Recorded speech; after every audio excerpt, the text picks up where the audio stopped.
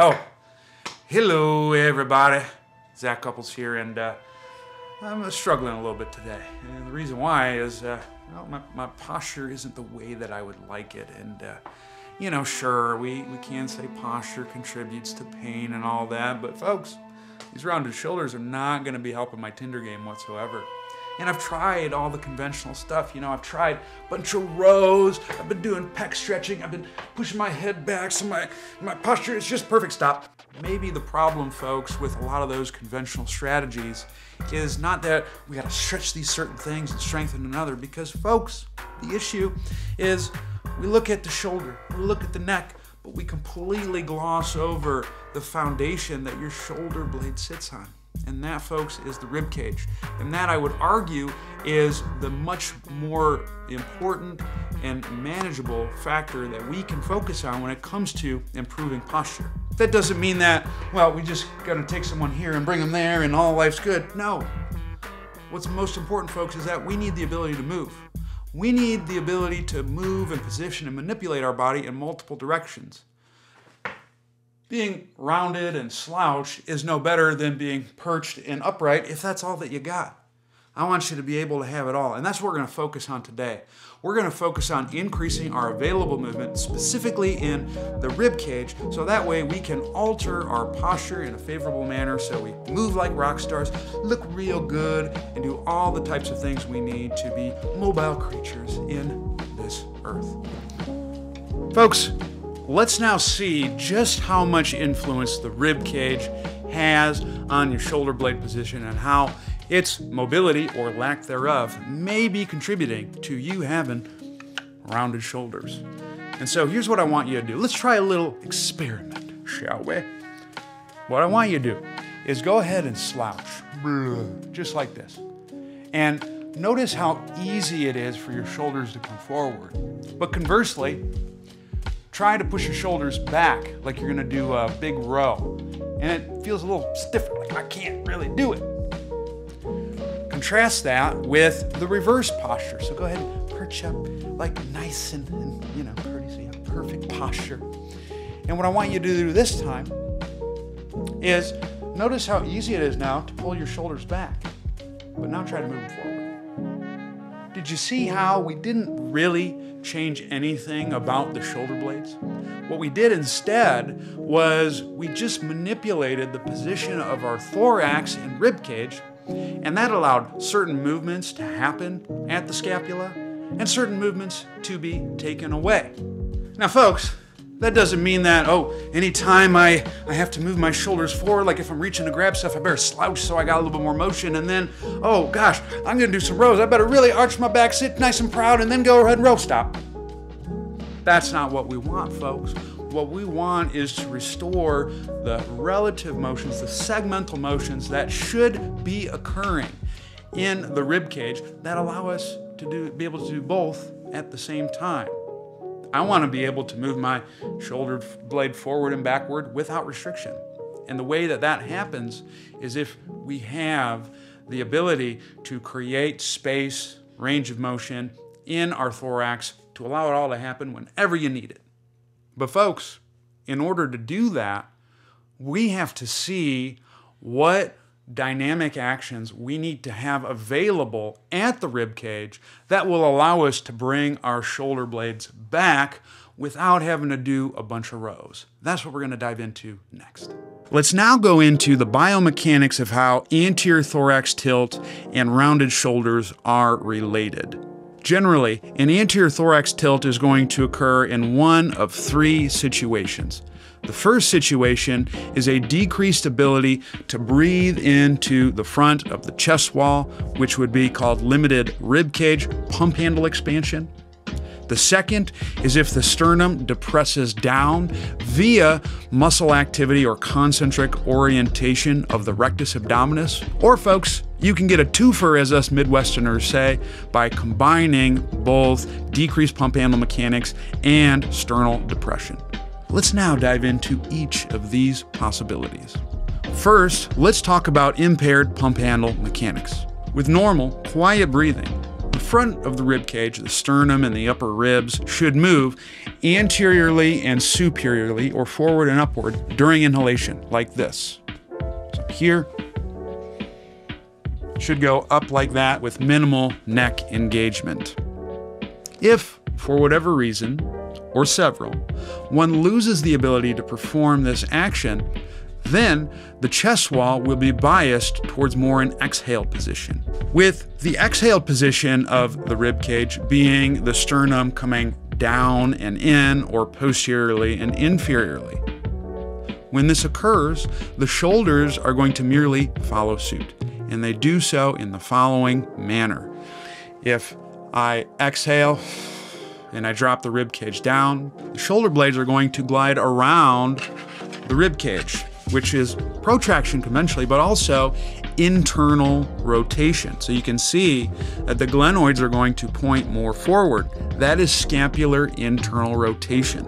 Folks, if I do scapular internal rotation, that is the same as humeral external rotation. You can see on camera right here, if you look at the greater tubercle, that's where my finger's pointing right now. If I externally rotate the humerus, it moves backwards, and it gets closer to the acromion, which is this bone right here. If I do scapular internal rotation, you can see that the acromion is also moving closer to the greater tubercle. So scapular internal rotation and humeral external rotation are paired mechanics.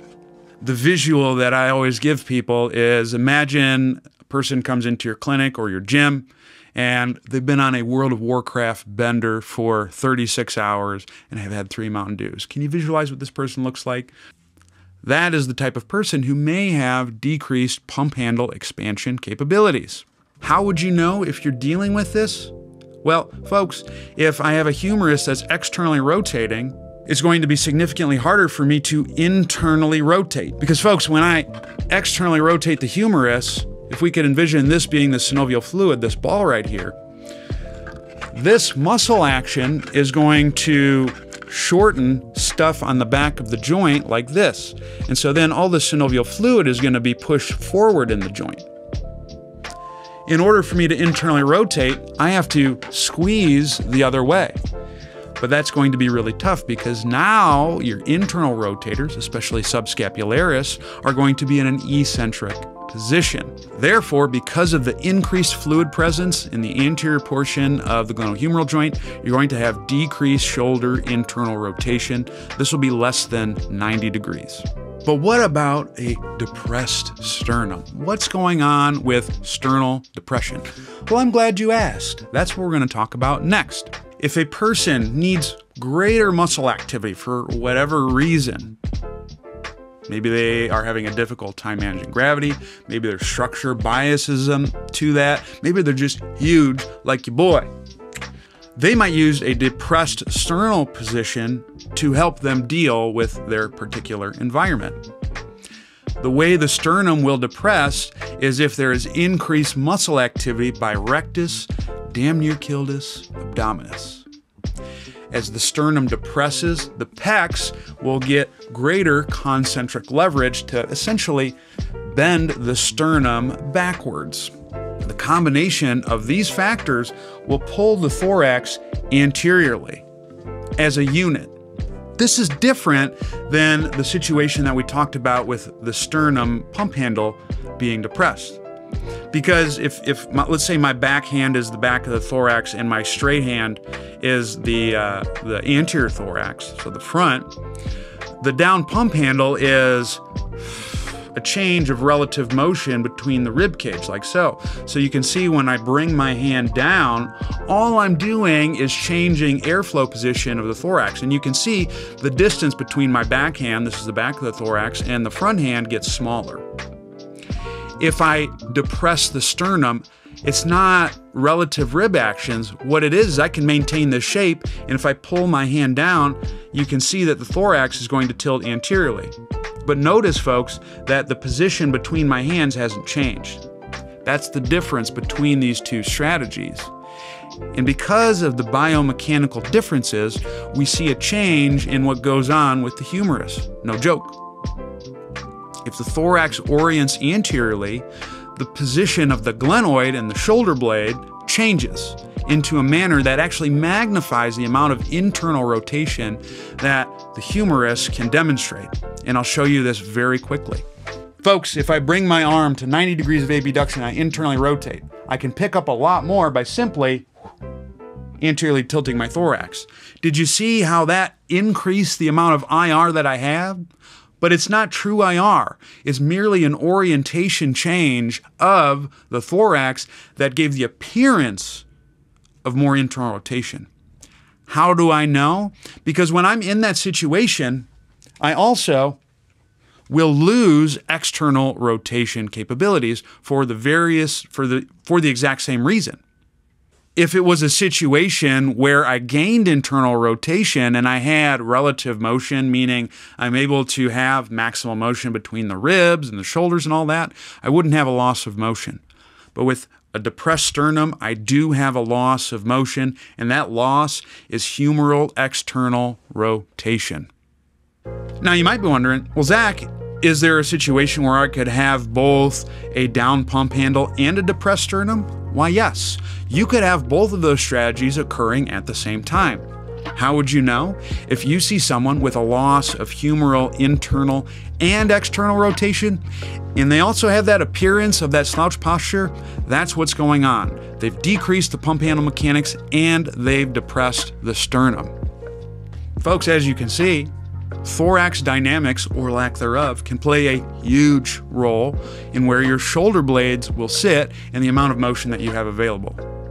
So instead of endlessly doing rows to strengthen your upper back and stretching your pecs with the hope that you're going to be upright and purty and doing tons of other ineffective stuff, maybe, just maybe, we need to go a bit more foundational in our approach.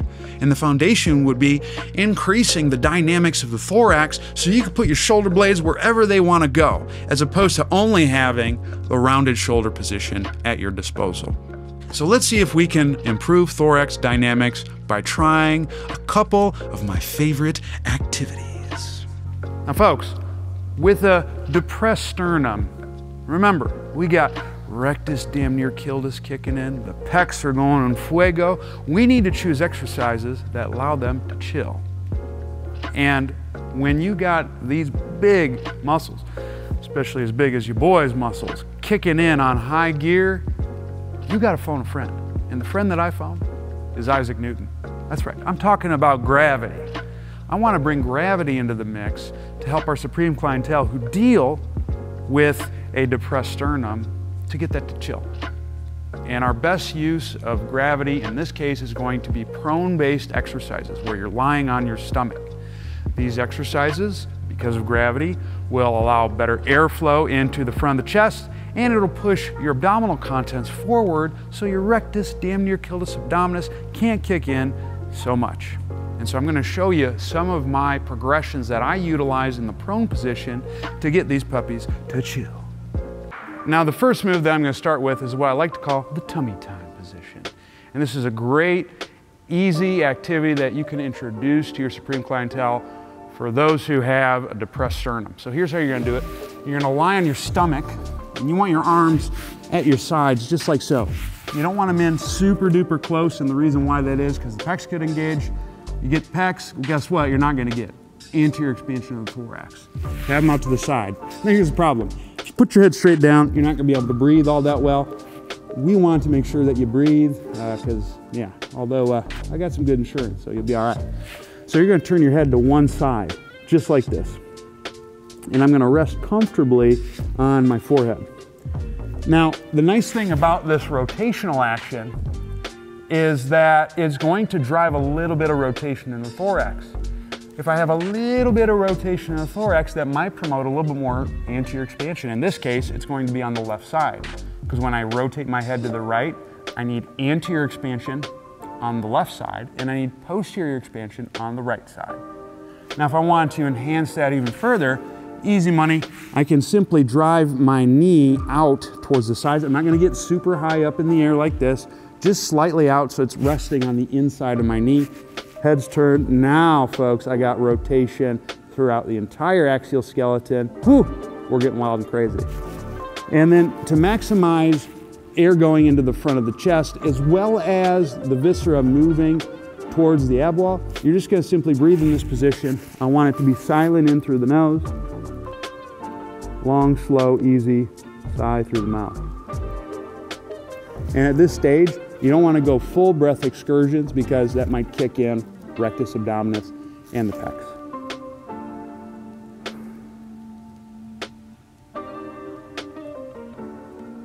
You want to enhance the effect, you can put a little bit of pressure with the medial knee into the ground. That's going to get a little adductor. That'll help with the rotation.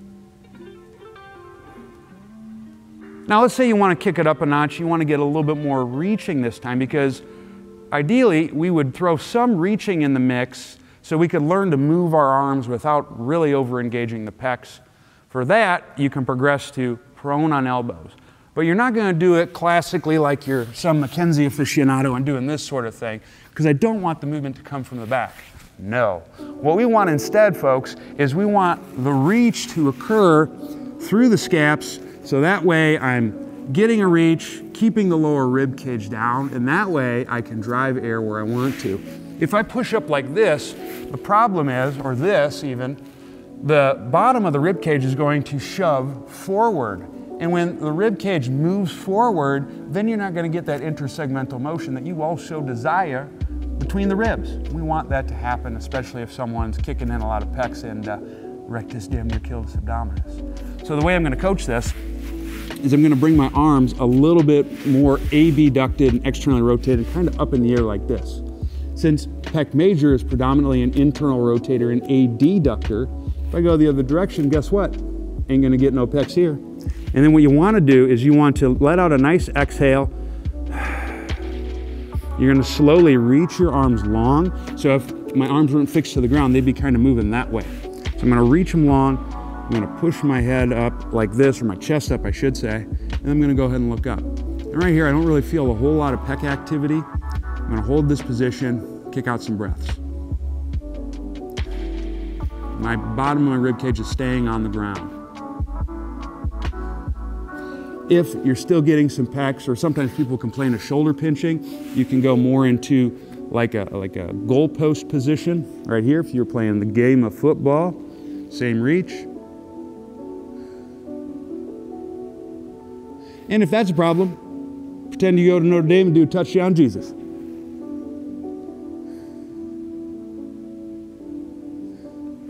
Now, the nice thing about this position is I can also still apply some of the rotational concepts that we did with the tummy time exercise.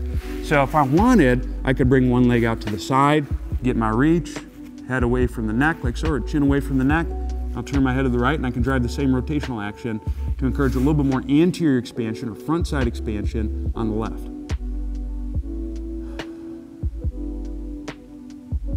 And I can bias it to the other side,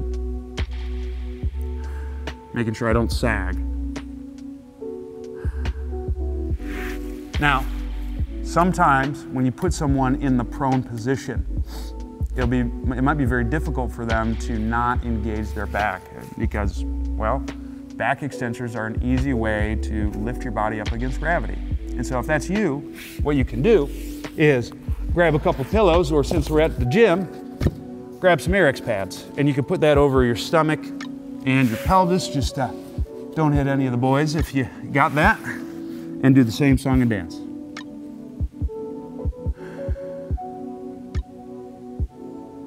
And I can add those rotational actions if I want. But you'll notice my back is a little bit more rounded.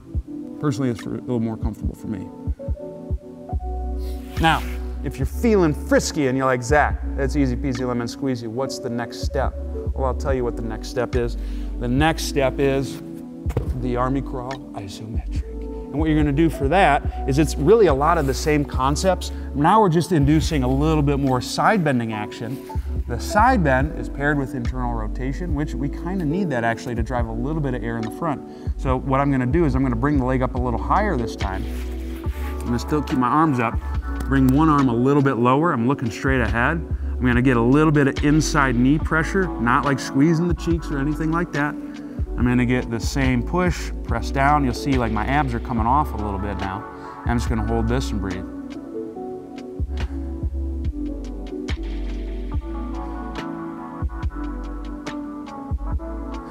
Rinse and repeat.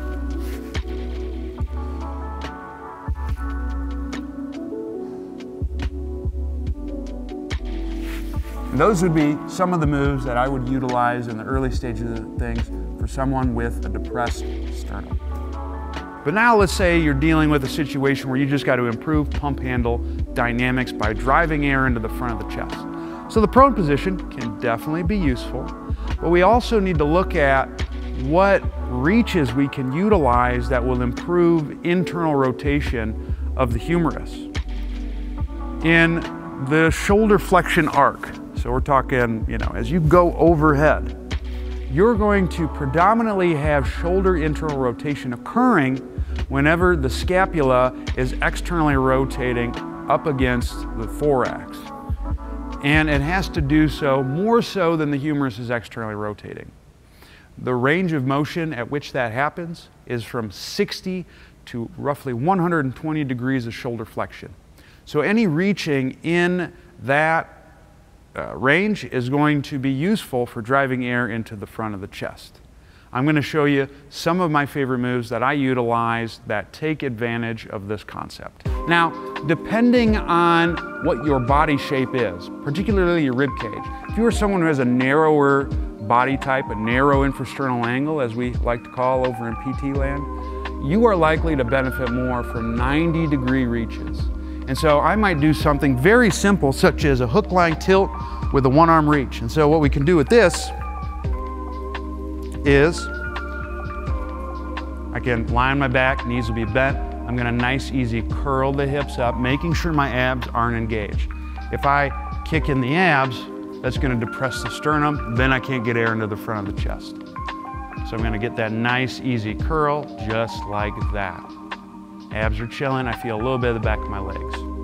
With your arm, you're gonna take one arm, the side that's reaching is gonna get the movement improvements, likely, in terms of internal rotation that is, and I'm gonna position my arm so I do have some internal rotation. So you wanna make sure that as you do this, the olecranon, the pointy part on your elbow is pointing out.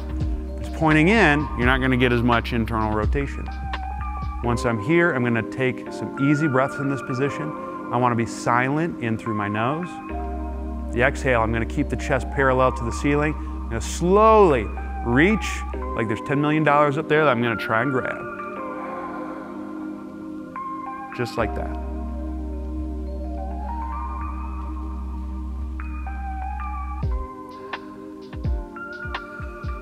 And that would basically be how you would do that for someone with a narrow infrasternal angle presentation.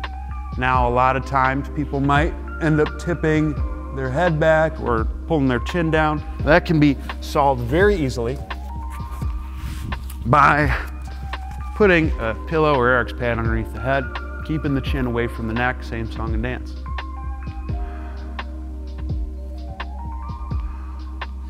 If you're someone, when you reach, you get a lot of pec, which we don't want. It's okay if you have some, but we don't want a lot. How do I know if it's a lot? A lot of times the chest will cave down. If that's you, simply externally rotating the arm, again, using your elbow as the guide, the olecranon is going to point down, could elicit very similar effects. Because I'm at 90 degrees, I can still get air into the front of the chest. It'll just be a little bit less.